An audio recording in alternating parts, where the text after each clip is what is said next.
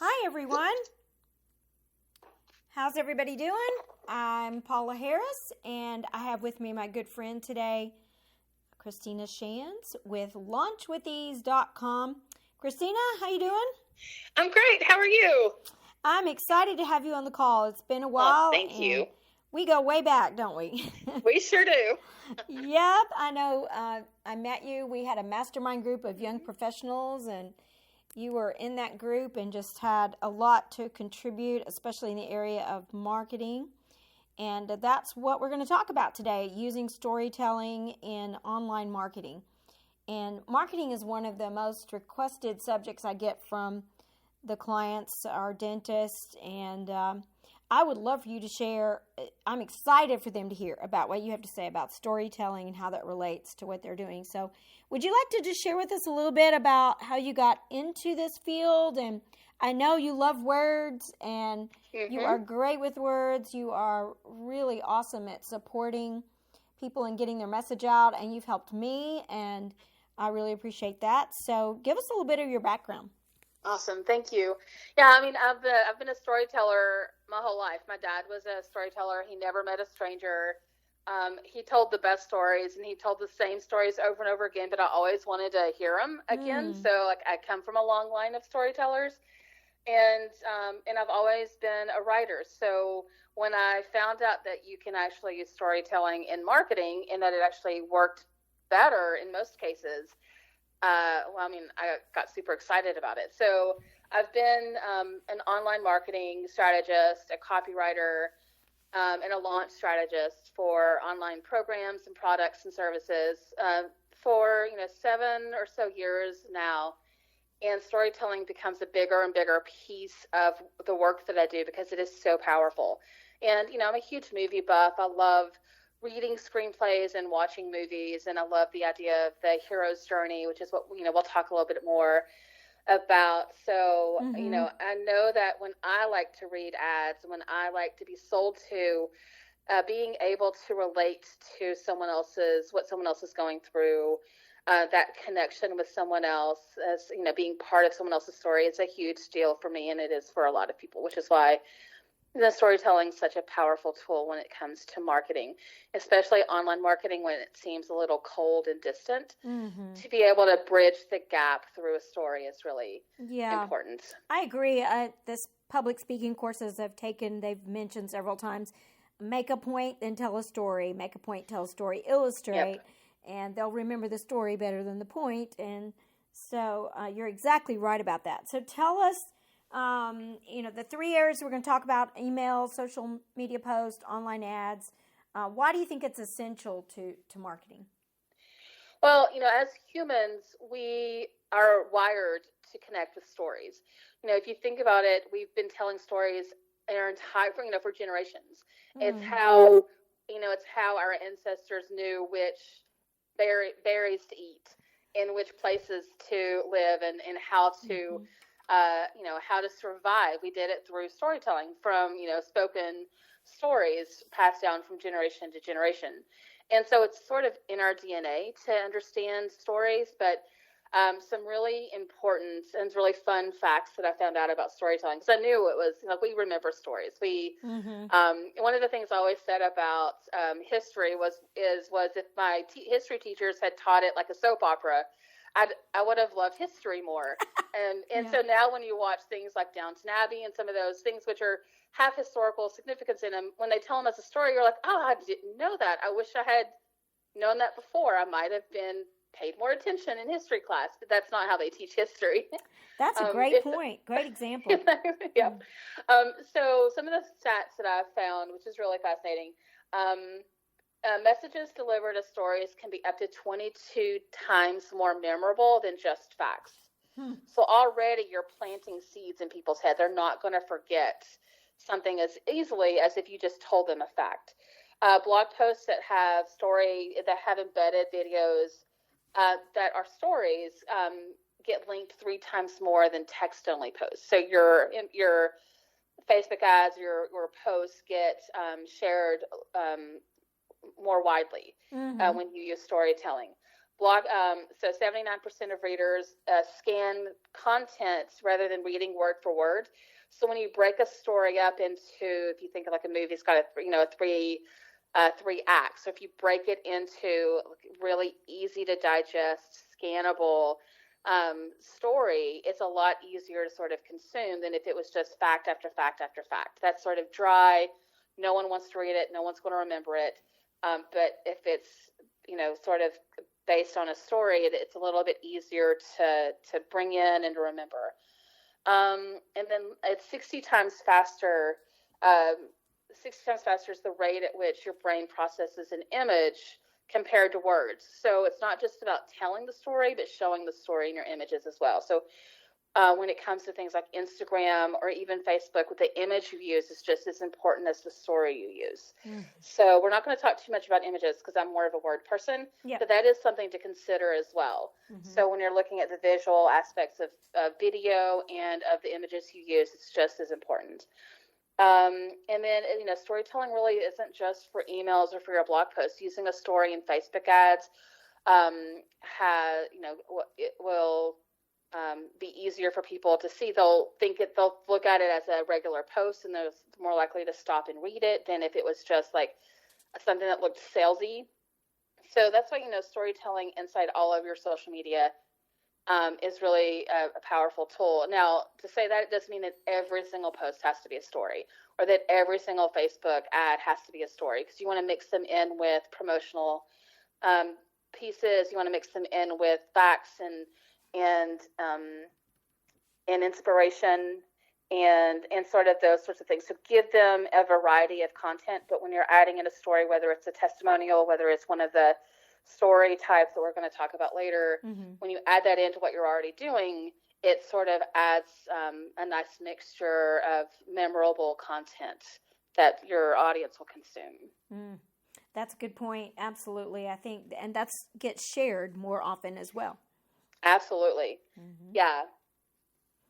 Okay. Yeah. So why storytelling? I mean, basically you're saying it's memorable. I like a point that you're making about being seen as human. Mm-hmm. Yeah.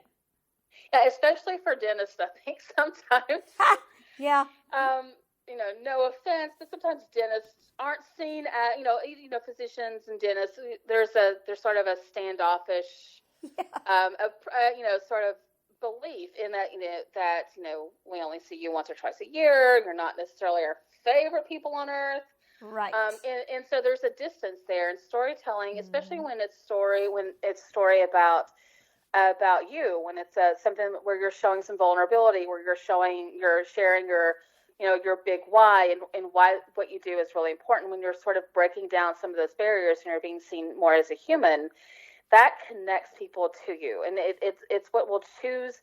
Well, when someone's got, 2 or 3 dentists that they're choosing from, but they know they know that you love golden retrievers and that you love to travel and that you've got, causes that you really truly believe in that align with their causes, they're more likely to choose you.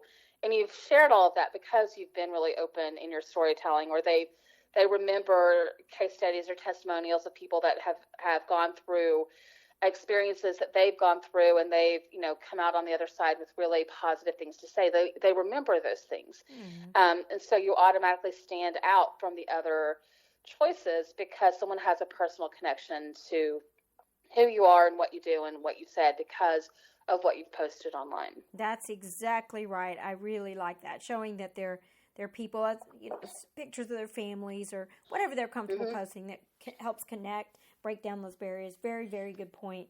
Exactly. Okay, so what does it mean? Don't give them 4, give them 2 + 2. It's a quote I found as I was doing some research, and I just love the idea of it's almost like don't tell them what you're telling them, show them what you're telling them, or like yeah. You break it down a little bit. So it's like you can give people the answer, but if they come up with the answer themselves, it's more they remember it and they feel about it a different way. So it's if you can give them the 2 + 2, which is here's here's maybe an objection that you've got or a fear that you've got, and here's the solution. And the obvious 4 is come to our practice and let us, come and let us, you're in good hands. Like that's the 4, like that's the ultimate message that you want them to understand. But you sort of have to give them all of the pieces and they come to the conclusion themselves. It's one thing to say, we're the best. That's the 4. The other part, it's a lot better to say, we're the best because, and then you tell them a story around it. And then they're like, oh, I get it because I see myself in that same situation, or I understand because the story resonates with me, or I see it in a different way. And so they're, it's a fresh perspective. So it's like you can, it's sort of like the, it's, just telling them what they need to know and then letting them figure it out for themselves just gets them a little bit more confidence in their decisions. So perfect. I just thought that was a really fun quote. It is. It makes perfect sense. Kind of relates to an objection formula that I teach about walking them there. Don't just give them the answer.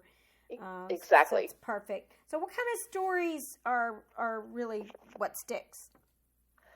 So there's so much different types of content, but the 3 main ones are content that informs and educates, content that entertains, and content that inspires. And so if we sort of break it down, I don't know where I found this study, but I thought it was really fascinating, is that 68% of customers actually find content that informs and educates to be the most valuable. 17% say that copy that entertains is most valuable, and only 11% say that copy that or content that inspires is most valuable. So if you look at what you're posting, and if everything is like an inspirational quote, that's not, like it may be a really easy thing to put out there, and there may be a time and place for it, but that's not actually connecting with your audience. That's not telling them anything about you.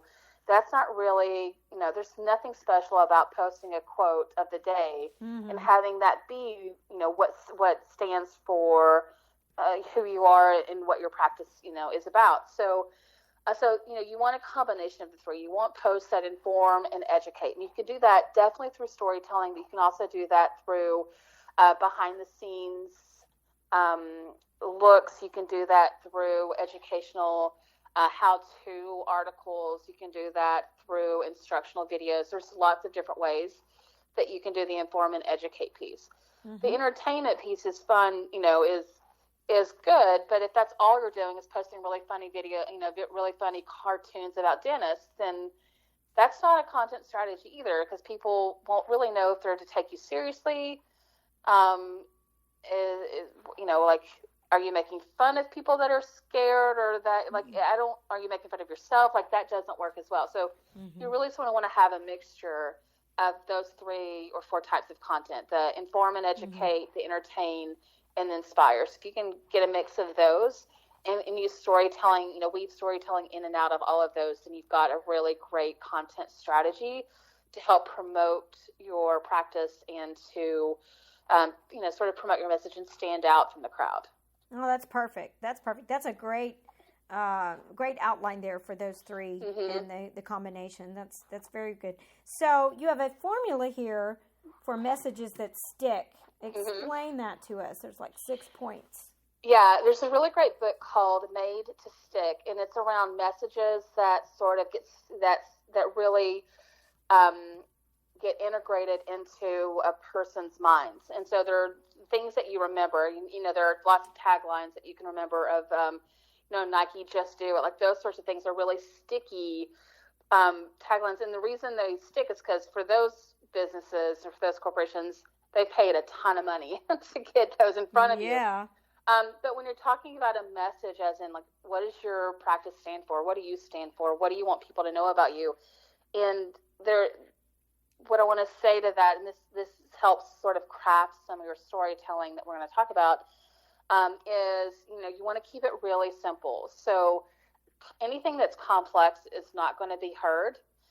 Anything that is unbelievable isn't really going to be heard, so really keep it simple. You want your story or your message to be somewhat unexpected, so don't do the same thing that everyone else is doing. So you want sort of a wow approach to anything that you sort of put out there.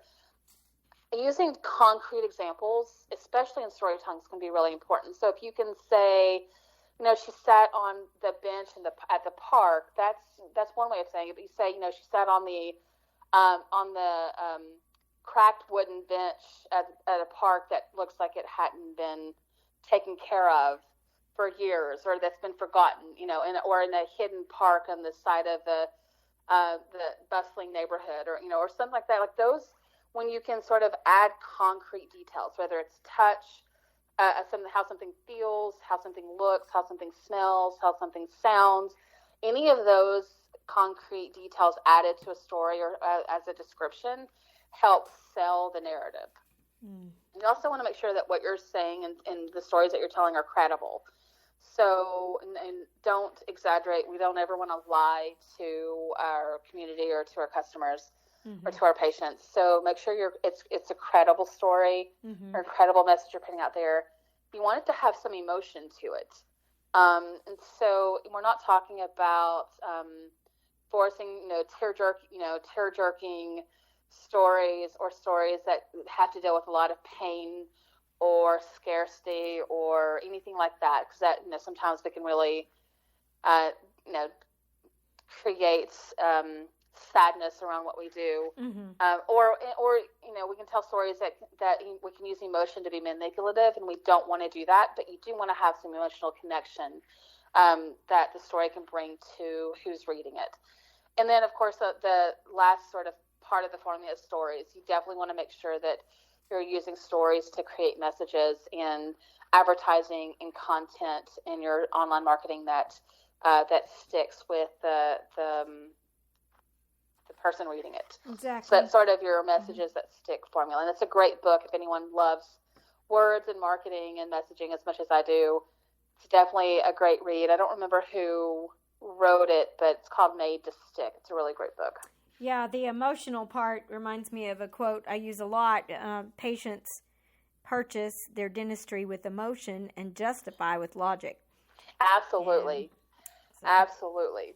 That's great. I think that's a human behavior, but most dentists are very logical, and we tend to present things, if you don't do this, this is going to happen, and it makes sense to them that it's very logical, you should move forward, but it's really an emotional decision. So yeah, and our emotions sometimes have no logic whatsoever. Especially when it comes to something that maybe you're fearful of, because we're taught from a very young age. And depending on how our parents viewed going to the dentist, all those stories were sort of passed along to us, and we pass those along to our own children. So if it was a big deal to go to a dentist, if you had to be dragged to the dentist, if you had a bad experience at one of your visits, it sticks with you, and so that doesn't. And your brain can say, well, it doesn't make sense. Dr. Smith is a wonderful doctor. Yeah. And I enjoy going, but then. That it's not logical that you could still be fearful of the unknown. We all are. That's right. And so, so storytelling sort of breaks down some of those barriers, and I think sometimes logic, we can't always understand logic. Not that we can understand emotions, but it's not always appropriate for the situation. Yeah. Exactly. So, exactly. Somebody can talk you out of feeling the way you feel. I mean, that's the way you feel. So exactly. So you have 7 types of stories, which I think is great. I love the way you've kind of broken this down. So tell us what those are. Yeah, and these are, if you look at any, this isn't a list that I came up with. If you study, like I study screenwriting, if you study any sort of writing, you know that there are really only 7 sort of plot types. One of them is sort of overcoming the monster, which is more like is the David and Goliath type story. It's the facing your biggest fear type story. The second one is rags to riches. So you think about, I don't know why Coming to America came to my mind, or that's not really rags to riches, but or Overboard. These are movies I haven't watched in years. I don't know why they came to mind, but like the rags to riches story. Yeah. The quest, you're on a huge, you're purpose driven, you're out to, to change the world, or out to, seek revenge for your father's death or whatever. So you've got the quest. So you've got overcoming the monster, rags to riches, the quest. You've got your voyage and return. Think of like Wizard of Oz. That's, that would be an example of that. You've got your rebirth story. You've got your comedy, and you've got your tragedy. So those are the 7 different types of stories. Now, that doesn't mean that you have to use comedy as a story in your marketing. Absolutely not. But these are just ideas to get you inspired. When you're sitting down to write a story for a blog or for Facebook, and you're sort of stuck, you can be like, okay, well, what is a time where I had a patient sort of go from rags to riches? Maybe because of their teeth, they weren't very confident. They were being passed over by, for promotions. They came in, they got some dental work done. They've got the smile that they've loved. They're more open and they're more visibly happy. And then they started noticing things happening at work. Or maybe they found the love of their life. That would be sort of a rags to riches type story that you could definitely turn into a testimonial that you then share online. And that's very powerful because you're actually walking someone through what it looks like. And if anyone resonates with the before and they desire the after, then they're definitely going to be interested in what you have to say and what you're offering your patients. So those are just sort of ideas. Keep in mind, I've got tons of ideas because you're never going to run out of stories. When someone tells me, I don't know what to write about, I'm like, well, you are not trying hard enough. Because thousands of stories. So how do we start adding these stories to our marketing mix? All right. So I've got a lot to share, and I'm going to make this a PDF that you can share with your listeners. But if you've got a pad of paper, if you're listening and you've got, a pen handy, go ahead and start jotting some of these down. So the first thing you want to do is you want to brainstorm ideas for stories that you can share with your community. So some of the ways to do this is, first of all, think about the top 3 to 5 fears or objections or problems that your patients face. Like, what are they saying as to why they won't come in? What are they struggling with? What are some of the objections to coming regularly? Start there. So what is it that they're afraid of? Jot down, 10 most common questions that you get, and then think about some of the questions that people should be asking. Talk about, jot down some ideas of like what you've heard as an after statement or as an aha statement, or things that you hear regularly from your patients. Those could be good starting points for a story. So we've got objections, questions, should ask questions, aha moments. Those are a good starting point as a brainstorming exercise, just to sort of see what's already ready to be told. And then from there, think about what your why is. So why is it that you do what you do? Why are you being called to do this work?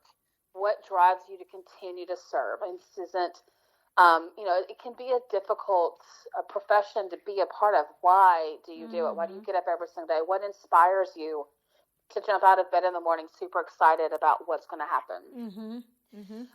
What legacy do you want to leave behind? How does your why serve others? And so this isn't necessarily about the why for your practice, but what is your legacy in life? What is it that you want to do, and how does what you do every day in your practice, how does that serve your larger legacy?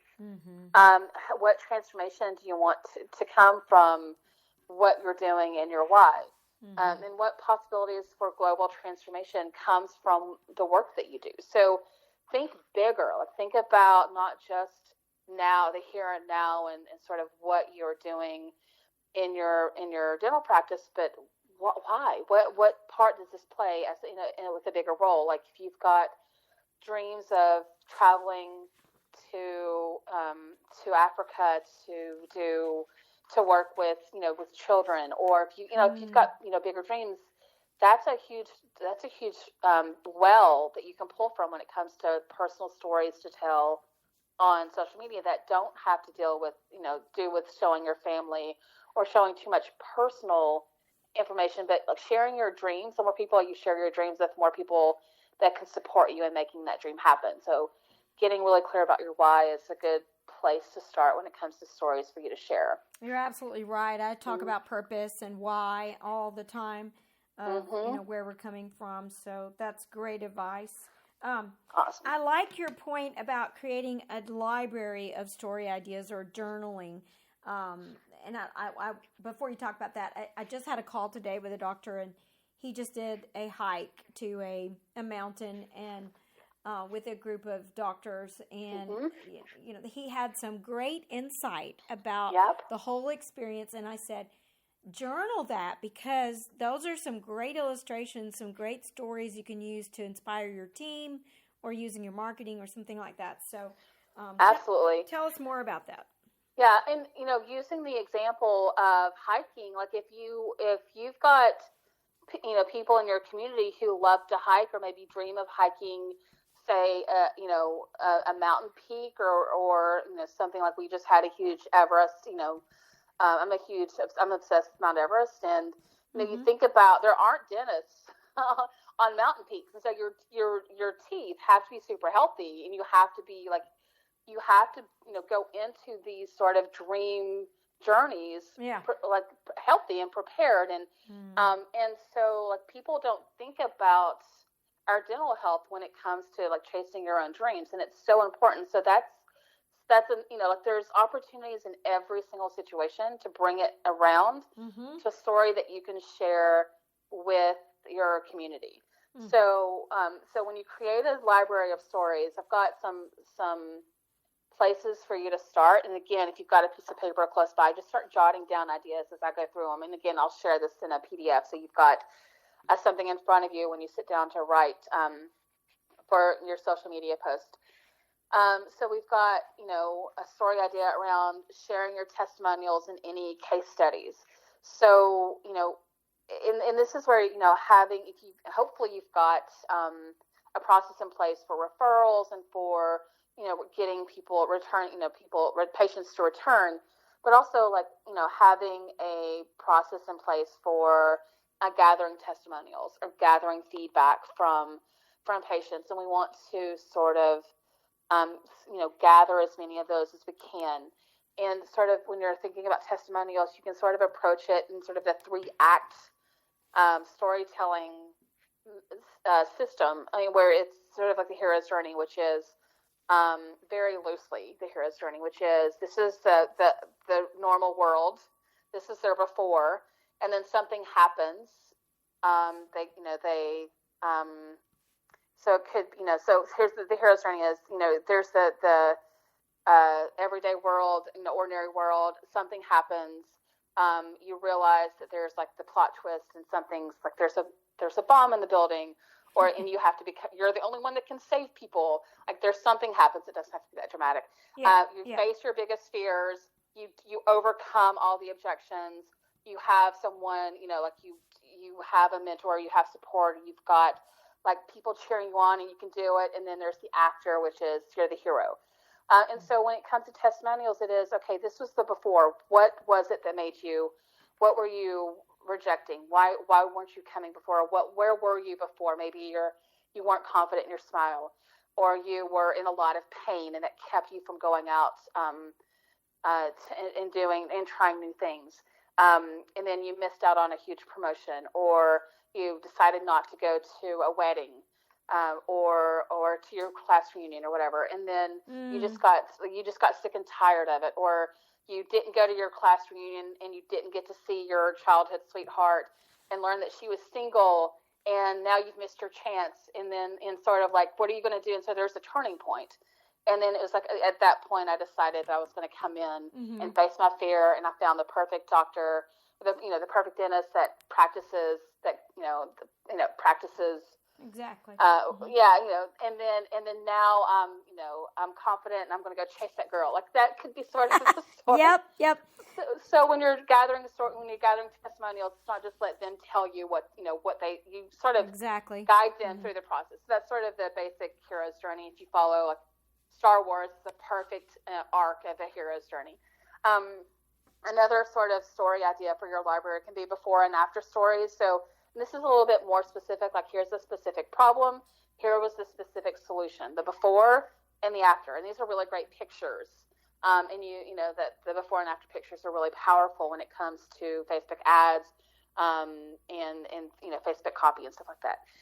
Loss and redemption, which is everything was great, then bam, something happened, but I'm so glad it did, and now things are better. So, and this could be a personal story from the doctor. It could be a personal story from a team member, or it could be from a patient. Yep. The human story, which is admitting your mistake, making you more relatable, or being like, hey, you know how you feel about dentists? I feel the same way about going to see, what would be about going to the chiropractor, or going to my doctor, or going to the gym, or something like that. And that's, you know, but something happened. I'm so glad it did. So now things are better, and I can totally relate to what you're experiencing.